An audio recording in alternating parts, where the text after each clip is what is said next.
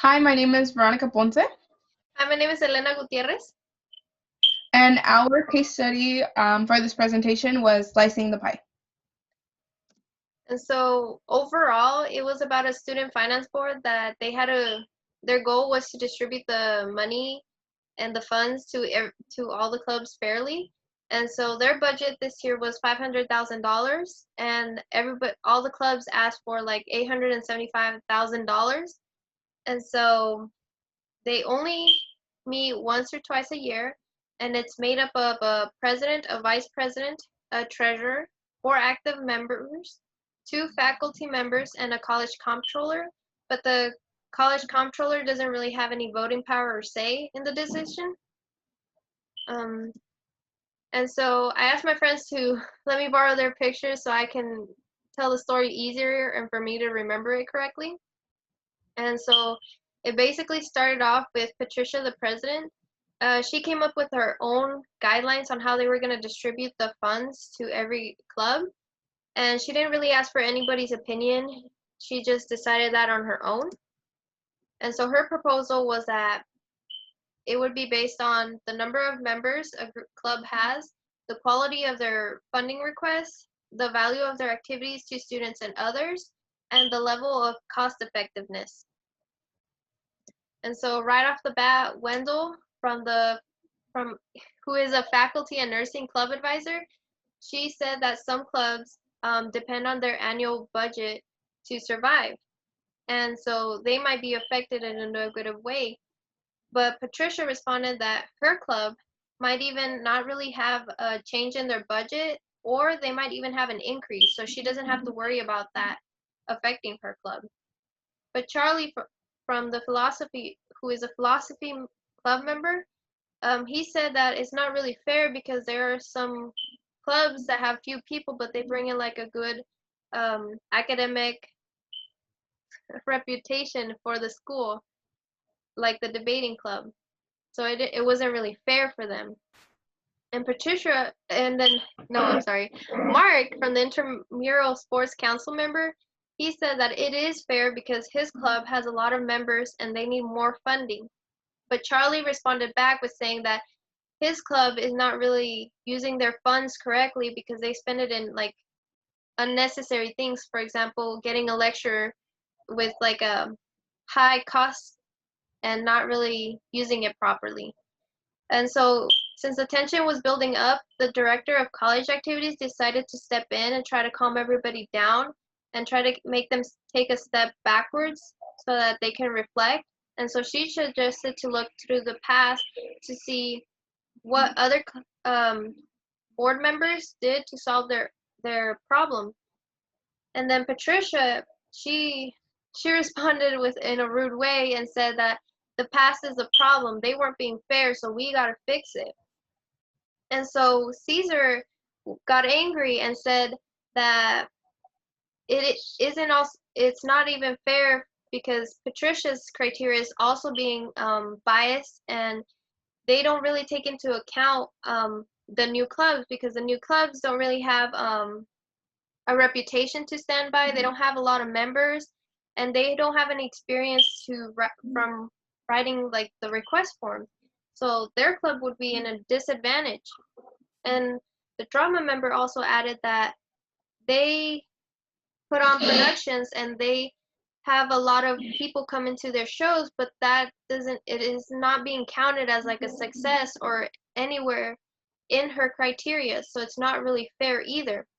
And so as everybody was arguing, the college comptroller demands like to call order and says that he's there just to see if the criteria is justifiable and legal, and that everybody else is focusing on the wrong thing, that they're focusing on if they like the club or they dislike the club. So it's not really focusing on their main goal. And it kind of ended there. And so the evaluation of the case study is basically that their group goal is to distribute the funds fairly, but it was jeopardized because everybody had like a hidden agenda and they weren't really trying to do the right thing and focus on the group goal. They were more focused on trying to get as much funds for their club than everybody. And there was really no leadership in this group. If Patricia tried to take lead and like have all the power, but like other members started to speak out, and so it didn't really have a leadership. And then they took no minutes, and they didn't have an agenda, so they didn't know what they were going to talk about. They didn't know what their goal was going to be once this meeting was over. And also they didn't have like motions, so everybody was interrupting each other. They were super loud and aggressive. And also there's supposed to be actually 10 people in the group, in the board, but there was only 8 people participating, so they had like non-participants. And finally they didn't have really goals. They didn't have roles, and no one was like a designated leader. No one was in charge of taking time. No one had the agenda. No one really researched anything, so they were just winging it. And then the only thing that they did good was that they didn't come into a false consensus, because they didn't do like groupthink, and they just followed along with like, yes, let's do this. So that was the only benefit.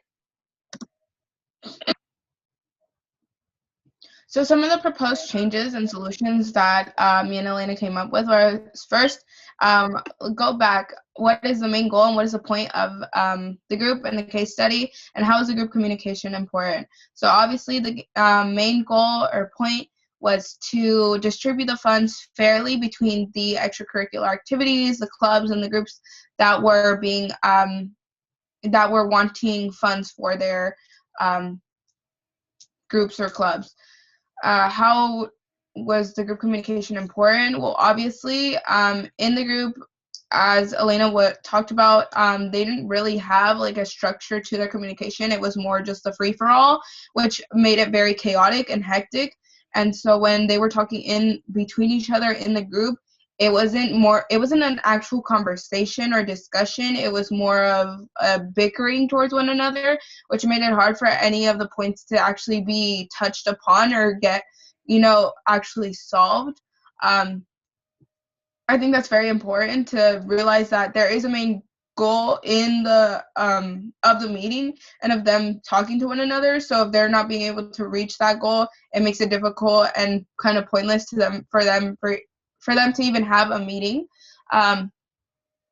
Second, what are their differences and how can they use them to their advantage? Obviously, in any group, you're going to find differences between each other, and that's what you need to use to your advantage. Every person is going to be stronger at one task than the other. So being able to recognize those differences and use them as a strength instead of tearing each other down is very useful. I feel like in the group, they lacked that immensely, because they weren't able to take and nitpick each person's differences and say, okay, well, you're good at this, let's have you do this, or assign you a role that goes with what you're actually good at. And some people are better at talking than others, so they're better at maybe leading a meeting, while others are maybe better at taking notes and being able to pinpoint, okay, these are all the important and main points that need to be talked about or said or reviewed at the end of the meeting.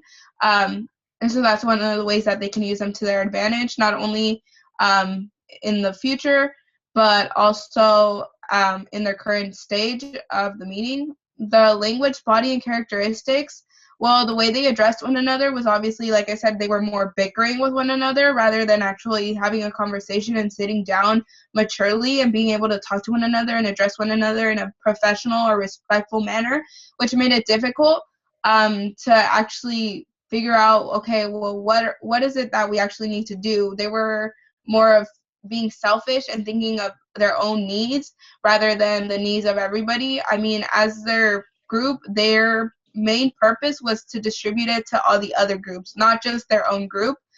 So their language and the way they talk to one another definitely made a huge difference. So I feel like if they had been respectful from the beginning, and instead of maybe Patricia coming off as like, well, this is what I think we should do and this is what is going to be done, instead of being open to suggestion, she kind of set the tone with that in that sense. Making a plan and allowing for success or productivity in the right direction. Obviously, like I said, the group didn't really have any structure, so it seemed as the meeting didn't flow in any way, shape, or form. They were all just coming across and not really bouncing in the ideas off of each other in a healthy way, more like bouncing from one person to another in more of an argumentative way. Everyone wanted to get their point across and be correct, but nobody wanted to sit down and actually take the time to allow for productivity or success or be efficient in the meeting. It was more of just, it felt like a kind of a waste of time. Like if you were sitting in a meeting where everybody was arguing instead of trying to sit down and work out their differences, it would make you definitely unmotivated to even want to reach or get to the point or the goal that you were originally striving for. Also, you kind of lose out on what the purpose is, which makes it, by the end of the meeting, a little bit difficult to even know if you guys were able to accomplish anything. So that's a lot of some of the changes that we feel the group as a whole should make.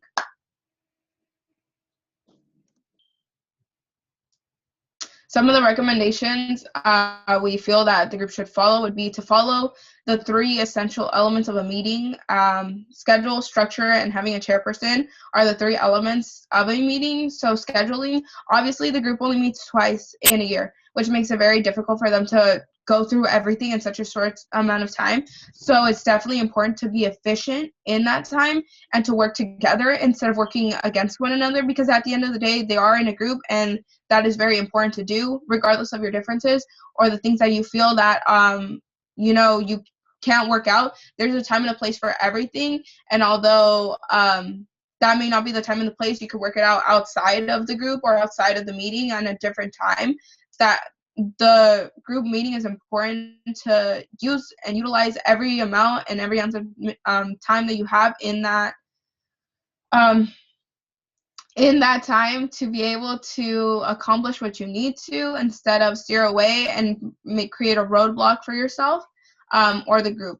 Structure was obviously really important. As I mentioned before, there wasn't really a flow to the conversation. It was more just of everybody, it was a free-for-all. Everybody just interrupted one another and created a little bit of havoc within each other. Instead of making it an easy conversation, it was very difficult to keep up with. And I feel that also goes back to and relies on having a chairperson. Having a chairperson is very important. Although Patricia was designated president, she came off more as like a dictator instead of, okay, let me guide you guys and help you guys get where we need to be, instead of let me tell you what we're going to do, because there's a big difference between telling somebody and helping somebody get to the point that they need to be on. So having a chairperson that was able to guide them through that meeting and go through the points that needed to be accomplished by the end of it would have been very, very good for the group. Having minutes and taking notes. They mentioned before that they didn't want to, well, Patricia actually mentioned before that she did not want to go back and repeat what they had done in the past. But I feel that if they go back and think about everything, list out what they had done in the past and the things that they could improve on, that would be really important. So having those minutes from their current meeting would be very beneficial to the people that would be there in their position in the future, because the group could go back and learn and grow from the prior experiences that they had seen other board members do. Listening to one another and not just hearing would also be very, very beneficial to the group, because as we've discussed before, hearing is very different from listening. Listening is when you actually take into account what somebody has to say versus just hearing what they had to say. So I feel like in the group there was a lot of being heard, but not a lot being listened to. I feel like being able to recognize, okay, what each person has to say is very important, but let's take into account what, at the end of the day, what is our end goal and what is it that we need to do. As well as, like Elena mentioned before, there was 10 people in the group and only 8 of them had spoken. Giving that opportunity for everybody to speak and be heard is very, very important in a group, and it is essential because you never know what somebody might have not said due to the fact that there was tension in the group or something like that. As well as just simply being able to compromise and being able to talk to one another and come to a compromise that's going to be very fair to the rest of the groups as well as fair to one another. And although at the end of the day you're not going to be able to make everybody happy, being able to accomplish that by coming to an agreement with one another and being okay with that is very important. In conclusion, obviously teamwork, you're going to get stuck with people sometimes that you don't really want to work with, and unfortunately that's the reality of things. But being able to work through your differences and set them aside, and going through and accomplishing things as a team successfully is very important. I feel like if the group definitely set aside their differences, they would be able to do this in a very efficient manner. Perspective, setting aside your perspectives and seeing what the main goal and the end game is for the group, that is very important. As well as being able to communicate with one another instead of interrupting, instead of talking over one another, giving everybody a turn, taking into accountability if you're talking to somebody rudely, and being respectful towards one another. At the end of the day, I mean, this group only met twice in a year, so there was no need for them to come into this meeting with tension or maybe any type of, bad intention. And then getting things done. At the end of the day, the purpose of the group is to get things done. There's other people relying on you for you to be able to finish your task and do it successfully and do it fairly and efficiently. So if you can't get things done, it makes it difficult for the people around you to also feel that you should be in the position of power or a position where you get to make these choices for them. And yeah, that's pretty much it. And that concludes our presentation.